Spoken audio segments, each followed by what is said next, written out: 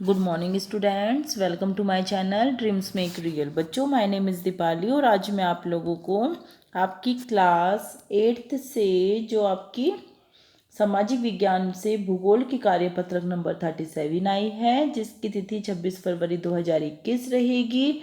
और आज इस वर्कशीट में हम मृदा निर्माण के कारक, भूस्खलन, मृदा का निम्नीकरण, इन सब के बारे में पढ़ेंगे।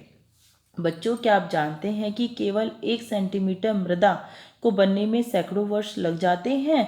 ये पॉइंट याद रखना कि 1 सेंटीमीटर मृदा को बनने में सैकड़ों वर्ष लग जाते हैं। तो मृदा के बारे में जान लेते हैं।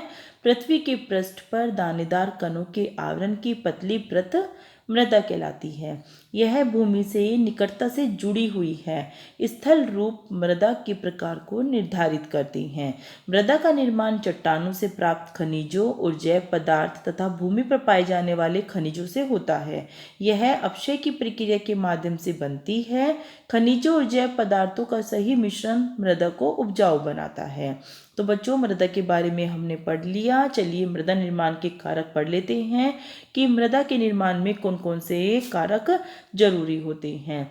जनक शैल का स्वरूप, जलवायविक कारक भी होते हैं। स्थलाकृति, किस तरह से हमारे स्थल की आकृति है, ये बहुत ही इंपॉर्टेंट कारक है मृदा निर्माण में। और जैव पदार्थों की भूमिका भी मैटर करती है। और मृदा निर्माण के संगठन में लगा समय। तो ये सारे कारक हैं जो मृदा निर्माण को प्रभावित करते हैं। देखो बच्चों, मृदा के बारे में पढ़ लेते हैं कि जनक शैल रंग, गठन, रासायनिक गुणधर्म, खनिज मात्रा, पारगम्यता को निर्धारित करती है। उच्चावच, तुंगता और ढाल मृदा के संचय को निर्धारित करते हैं। वनस्पति जात, प्राणी जात और सूक्ष्म जीव ह्यूमस निर्माण की दर को प्रभावित करते हैं। समय मृदा परिच्छेदिका की मोटाई को निश्चित करता है। जलवायु, रसायन, वर्षा, अपक्षय और ह्यूमस निर्माण की दर को प्रभावित करते हैं।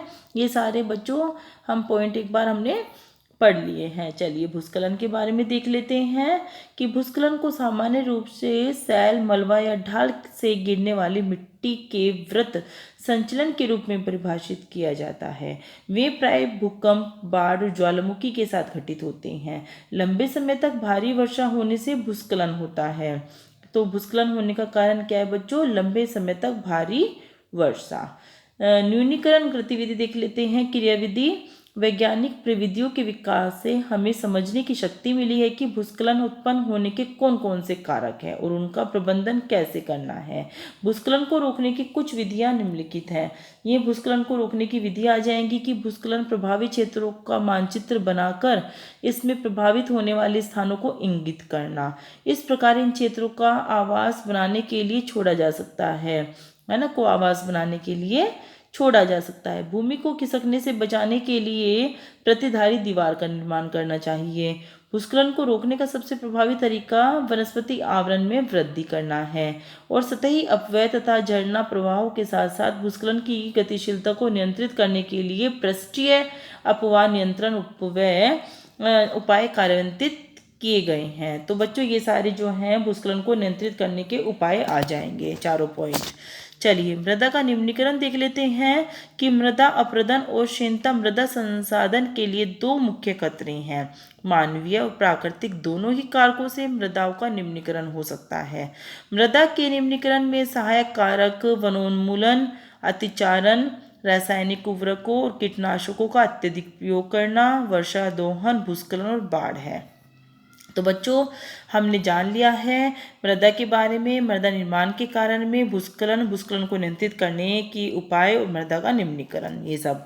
चलिए अब कुछ प्रश्न दिए गए हैं। 3 आसान से प्रश्न दिए गए हैं कि मृदा का निर्माण कैसे होता है। प्रश्न नंबर 1 का उत्तर आप लोगों को बच्चों यहाँ मिलेगा। देखिए, मृदा का निर्माण चट्टानों से प्राप्त खनिजों, जैव पदार्थों तथा भूमि पर पाए जाने वाले खनिजों से होता है। ये आपका उत्तर 1 रहेगा यहाँ से यहाँ तक। चलिए उत्तर नंबर 2 देख लेते हैं। पहले मिट्टी के निर्माण को प्रभावित करने वाले कारक कौन कौन से हैं? तो ये रहे बच्चों मृदा निर्माण के कारक आपके ये यहाँ से यहाँ तक।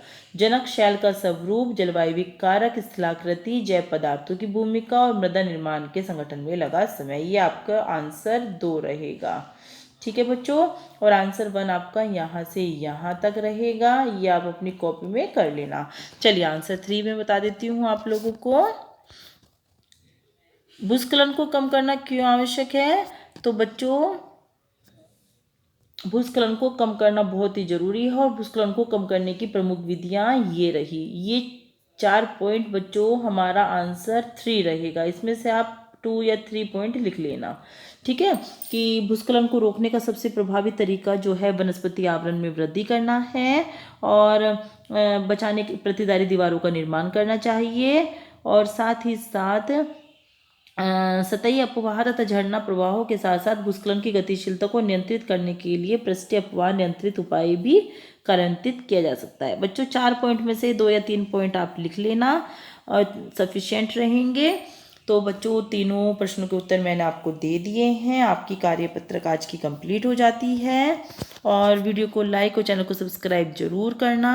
बच्चों अगर आपको मेरा पढ़ाया हुआ अच्छा लग रहा है, मेरे उत्तर अच्छे लगते हैं, साथ ही अपने फ्रेंड्स को भी आपको शेयर करना है। थैंक यू बच्चों।